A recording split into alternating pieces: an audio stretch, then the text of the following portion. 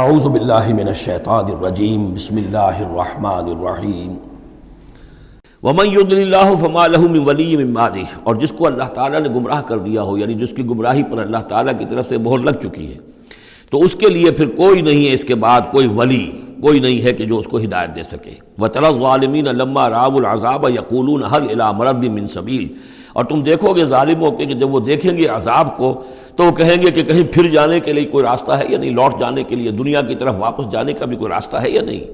وَتَرَاهُمْ يُعْرَضُونَ عَلَيْهَا، اور جب تم دیکھو گے انہیں کہ وہ پیش کیے جائیں گے عذاب کے سامنے، جہنم کے سامنے کھڑے کیے جائیں گے، خاشعین من الذل، ان کے نگاہیں زمین میں گڑی ہوئی ہوں گی اس ذلت کی وجہ سے، ینظرون من طرف خفی، اپنی کننکھیوں سے دیکھ رہے ہوں گے، اپنے ایک دوسرے سے بات کریں گے۔ وقال الذین آمنوا، اور اہل ایمان اس وقت کہیں گے، ان الخاسرین الذین خسروا انفسهم واہلیہم یوم القیامہ، واقعتاً تباہ و برباد ہونے والے تو وہ لوگ ہیں جنہوں نے اپنے آپ کو اور اپنے اہل و عیال کو قیامت کے دن اس خسارے اور اس تباہی میں مبتلا کیا۔ الا ان الظالمین فی عذاب مقیم، آگاہ ہو جاؤ کہ یقیناً یہ ظالم ایک مسلسل عذاب میں رہیں گے، قائم رہنے والا، دائم رہنے والا عذاب۔ وما کان لہم من اولیاء ینصرونہم من دون اللہ، اور ان کے کوئی مددگار نہیں ہوں گے کہ جو ان کی مدد کر سکیں اللہ کے مقابلے میں۔ ومن یضلل اللہ فما لہ من سبیل، اور جسے اللہ تعالیٰ نے گمراہ کر دیا ہو اب اس کے لیے کوئی راستہ نہیں۔ اب پھر دو آیتیں بڑی عظیم آ رہی ہیں کہ جو اقامت دین سے متعلق ہیں۔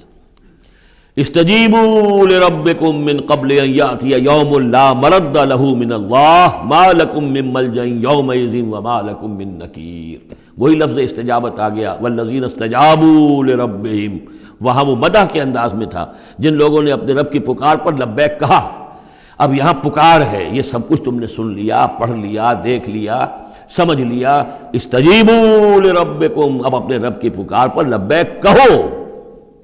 من قبل ان یاتی یوم لا مرد لہ من اللہ، اس سے پہلے کہ اللہ کے حکم سے وہ دن آ جائے کہ پھر جس کو لوٹایا نہیں جا سکے گا۔ تمہاری موت کا وقت بھی آ سکتا ہے، کل آ سکتا ہے۔ تم نے لمبے چوڑے پلان بنائے ہوئے ہیں، یہ میں کر لوں، ذرا یہ کر لوں، اس سے فارغ ہو جاؤں، اس ذمہ داری سے نبٹ لوں، پھر بس اپنے آپ کو فارغ کر دوں گا دین کے لیے۔ پتہ نہیں وہ وقت آتا ہے کہ نہیں آتا، تمہارے پاس اتنی مہلت ہے کہ نہیں ہے۔ دیر مت کرو۔ استجیبوا لربکم، اپنے رب کی، اور وہ استجابت کس بات کی؟ اقیموا الدین ولا تتفرقوا فیہ، کہ دین کو قائم کرو اور اقامت دین اور اقامت دین کی جد و جہد میں اختلاف نہ کرو۔ استجیبوا لربکم من قبل ان یاتی یوم لا مرد لہ من اللہ ما لکم من ملجأ یومئذ، نہیں ہوگا تمہارے لیے اس دن کوئی ٹھکانہ، کہیں جائے پناہ نہیں ملے گی۔ وما لکم من نکیر، اور نہیں ہوگا تمہارے لیے وہاں منکر ہو جانا، انکار کر دینا، تم اپنی خطاؤں سے انکار نہیں کر سکو گے۔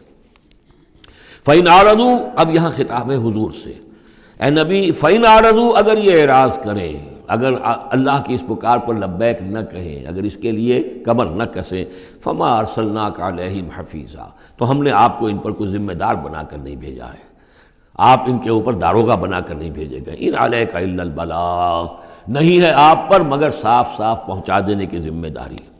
یہ حضور کی طرف رخ کر کے فرمایا۔ وَإِنَّا إِذَا أَذَقْنَا الْإِنسَانَ مِنَّا رَحْمَةً، اور جب ہم انسان کو اپنی رحمت کا کوئی مزہ چکھاتے ہیں، فَرِحَ بِهَا، تو وہ اتراتا ہے اور خوشی سے پھولے نہیں سماتا۔ وَإِن تُصِبْهُمْ سَيِّئَةٌ بِمَا قَدَّمَتْ أَيْدِيهِمْ، اور اگر انہیں کوئی آ پڑے ان پر کوئی برائی ان کے اپنے ہاتھوں کے کرتوتوں کے بدولت، فَإِنَّ الْإِنسَانَ كَفُورٌ، تو انسان بالکل ناشکرہ بن جاتا ہے۔ لِلَّهِ مُلْكُ السَّمَاوَاتِ وَالْأَرْضِ، آسمانوں اور زمین کی بادشاہی اللہ ہی کے لیے ہے۔ عام طور پر آتا ہے للہ ما فی السماوات و ما فی الارض، یہاں پر دیکھیے نوٹ کیے للہ ملک السماوات، اس لیے کہ اقامت دین، اللہ کی حاکمیت، نظام کا قائم کرنا، اس کی مناسبت سے للہ ملک السماوات والارض، زمین و آسمان کی بادشاہی اللہ ہی کے لیے۔ یخلق ما یشاء، وہ جو چاہتا ہے پیدا کرتا ہے۔ یہب لمن یشاء اناثا، جس کو چاہتا ہے بیٹیاں ہی بیٹیاں دیتا ہے۔ ویہب لمن یشاء الذکور، اور جس کو چاہتا ہے بیٹے ہی بیٹے دیتا ہے۔ اور یزوجہم ذکرانا و اناثا، یا جوڑے جوڑے کر دیتا ہے کہ لڑکے بھی اور لڑکیاں بھی، بیٹے بھی اور بیٹیاں بھی۔ ویجعل من یشاء عقیما، اور جس کو چاہتا ہے بانجھ کر دیتا ہے کہ اس کی اولاد نہیں ہوتی۔ انہ علیم قدیر، وہ علیم ہے، جو کچھ کر رہا ہے اپنے علم کی بنیاد پر کر رہا ہے، قدیر ہے، اسے ہر قدرت حاصل ہے۔ اب وہ آیت آ گئی کذالک کیا، کس طرح وحی کرتا ہے اللہ. یہ ہے وحی کے حقیقت کے اور اقسام کے موضوع پر قرآن مجید کی اہم ترین آیت ہے. وما کان لبشر ان یکلمہ اللہ، کسی بشر کا یہ مقام نہیں ہے کہ اللہ اس سے کلام کرے. یعنی یہ نہیں کہ اللہ کے لیے ممکن نہیں ہے، نہیں، انسان وہ اتنی پستی میں ہے اس وقت کہ اس کا یہ مقام نہیں ہے، اس کے لیے یہ ممکن نہیں ہے، اس کے لیے ممکن نہیں ہے. اللہ تو جو چاہے کرے. ما کان لبشر ان یکلمہ اللہ، نہیں ہے کسی بشر کا یہ معاملہ اور یہ اس کا مقام نہیں ہے کہ اللہ اس سے کلام کرے الا وحیا، یا سوائے وحی کے. وہ وحی ہے جو براہ راست ہوتی ہے، اللہ تعالیٰ کسی کے دل میں ڈال دیتا ہے، القاء ہے، الہام ہے. یہ ہے وحی کی پہلی شکل، براہ راست اللہ. او من ورائے حجاب، یا پھر بات کرتا بھی ہے تو اوٹ سے، پردے کی اوٹ سے، جیسے کہ حضرت موسیٰ علیہ السلام سے بات کی ہے. وہ بات ہوئی ہے کلم اللہ موسیٰ تکلیما، لیکن من ورائے حجاب. تیسری شکل او یرسل رسولا، یا پھر وہ اپنے کسی پیغام پر کوئی ایلچی کو بھیجتا ہے، فرشتے کو بھیجتا ہے. فیوحی باذنہ ما یشاء، اور پھر وہ وحی کرتا ہے اللہ کے حکم سے جو وہ چاہتا ہے. تو گویا کہ تین شکلیں ہو گئیں. وحی براہ راست اللہ کی طرف سے، یہ الہام ہے، القاء ہے. جیسے کہ وہ شہد کی مکھی کو وحی کر رہا ہے، ہر آسمان میں وحی کر دی ہے. غیر نبی تھی حضرت موسیٰ کی والدہ، ان کو وحی کر دی، وہ جو دل میں ڈال دے. اور دوسرے یہ کہ کلام کی دوسری شکل من ورائے حجاب، جیسے حضرت موسیٰ. تیسرا یہ ہے قرآن کے نزول کی شکل، کہ جبریل کے ذریعے سے، فرشتے کے ذریعے سے وہ قرآن آیا ہے اور وہ انہوں نے حضور کے قلب مبارک پر براہ راست نازل کیا ہے. انہ علی حکیم، اللہ بہت بلند و بالا ہے. یعنی اللہ کی جو شان ہے وہ اتنی بلند ہے کہ وہ اس سے آگے انسان سے کھلم کھلا جو ہے کلام کرنا اس کی شان سے فروتر ہے. اور حکیم ہے، کمال حکمت والا ہے. اس نے جو بھی طریقہ بنایا کمیونیکیشن کا انسانوں کے ساتھ، وہ یہ طریقہ ہے جو اس نے بتا دیا. وَكَذَلِكَ أَوْحَيْنَا إِلَيْكَ رُوحًا مِّنْ أَمْرِنَا، اسی طرح ہم نے وحی کی ہے اے نبی آپ کے جانب اپنے امر میں سے ایک روح. اب یہاں وحی کو پھر روح کہا ہے، روح من امر. وَكَذَلِكَ أَوْحَيْنَا إِلَيْكَ رُوحًا مِّنْ أَمْرِنَا، یہ قرآن جو ہے یہ روح من امرنا ہے، یہ ہم نے آپ کی طرف وحی کیا ہے. اور یہ اب اہم ترین مقام آ رہا ہے قرآن میں، یہ بتانے کے لیے کہ خود حضور صلی اللہ علیہ وسلم کا ایمان جو ہے وہ بھی قرآن کے ذریعے سے در حقیقت اس نے ایک حقیقی اور واقعی شکل اختیار کی ہے. حضور کو قرآن ایمان کہاں سے ملا؟ حضور خود جو ہے وہ تو ایک ایمان کی دہکتی ہوئی بھٹی تھے کہ جو بھی آپ کے قریب آیا اسے ایمان مل گیا. اگر اس کے اندر اگر تو بیڈ کنڈکٹر آف ہیٹ ہے تو ظاہر بات ہے کہ بھٹی کے سامنے بیٹھ جاؤ، کچھ بھی ہو جاؤ، بیڈ کنڈکٹر کو تو ہیٹ نہیں پہنچے گی. لیکن گڈ کنڈکٹر ہوگا تو جو بھی ہوگا بھٹی کے سامنے ہوگا اسے حرارت پہنچ جائے گی. حضور کو کہاں سے ملا ایمان؟ یہ سوال ہے. ما کنت تدری ما الکتاب ولا الایمان، اے نبی آپ نہیں جانتے تھے کیا ہوتی ہے کتاب اور کیا ہوتا ہے ایمان. نہ آپ نے کوئی کتاب پڑھی تھی، نہ آپ نے کوئی تعلیم حاصل کی تھی، نہ آپ نے تورات پڑھی تھی. آپ تو ان چیزوں سے ناواقف تھے، آپ تو امیین میں سے تھے.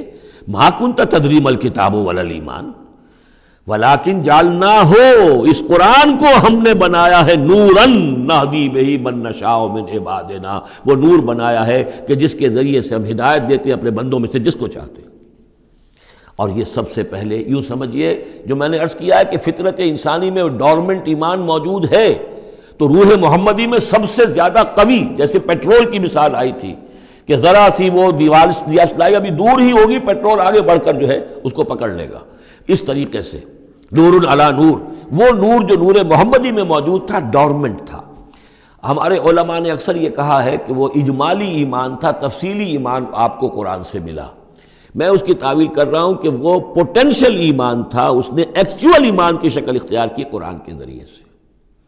یہ تعبیر جو ہے یہ اس کی زیادہ صحیح تر تعبیر ہے کہ قرآن روح محمدی میں وہ ایمان جو ہے موجود تھا، ڈورمنٹ تھا، پوٹینشل تھا، اس کو قرآن نے آ کر جگمگایا، ایکٹیویٹ کر دیا. وَكَذَلِكَ أَوْحَيْنَا إِلَيْكَ رُوحًا مِّنْ أَمْرِنَا مَا كُنْتَ تَدْرِي مَا الْكِتَابُ وَلَا الْإِيمَانُ وَلَٰكِنْ جَعَلْنَاهُ نُورًا نَهْدِي بِهِ مَن نَّشَاءُ مِنْ عِبَادِنَا. اور جب آپ کے قلب مبارک میں وہ ایمان نور علی نور جگمگا اٹھا ہے، اب آپ ہدایت دیں گے لوگوں کو سیدھے راستے کی طرف. اب آپ یوں سمجھیے کہ روشنی کا مینار بن گئے ہیں کہ جو جہازوں کو راستہ دکھاتا ہے. انک لتہدی الی صراط مستقیم صراط اللہ الذی لہ ما فی السماوات و ما فی الارض، اس اللہ کے راستے کی طرف کہ جس کے لیے ملکیت ہے ہر شے جو آسمانوں میں ہے اور ہر شے جو زمین میں ہے۔ الا الی اللہ تصیر الامور، آگاہ ہو جاؤ کہ اللہ ہی کی طرف تمام معاملات لوٹا دیے جائیں گے۔ صدق اللہ العظیم۔